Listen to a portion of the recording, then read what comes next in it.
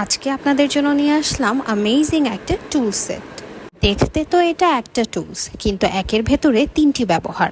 Feeder bottle, nipple, মামপট, pipe সবকিছু পরিষ্কার করা যায় এক টুলস দিয়েই।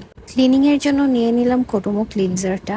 সাধারণ ঠান্ডা পানিতে ক্লিনজারটি মিশিয়ে হালকা ফেনা তৈরি করে যেই জিনিসগুলো পরিষ্কার করতে হবে সেগুলো 10 মিনিট ভিজিয়ে রাখলাম। তবে খেয়াল রাখতে হবে বাচ্চার ব্যবহার্য জিনিস সরাসরি গরম পানিতে দেওয়া যাবে না, এতে জিনিসের ভেতরে থাকা দুধ বা খাবার অবশিষ্ট অংশ জমে থাকতে পারে, যেটা থেকে ব্যাকটেরিয়ার জন্মাতে পারে। তাই আগে স্বচ্ছ ঠান্ডা পানিতে কমপক্ষে 10 মিনিট ভিজিয়ে পরিষ্কার করা জরুরি। এখন আমরা এই টুলসটা ব্যবহার করে আমাদের পাম্পার, নিপল, ফিডার বটল, মামপটের পাইপ সবকিছু পরিষ্কার করে ফেলবো খুব সহজে। এমনকি বাচ্চার ওষুধ খাওয়ানোর ড্রপারও এক মুহূর্তে পরিষ্কার করা যায়।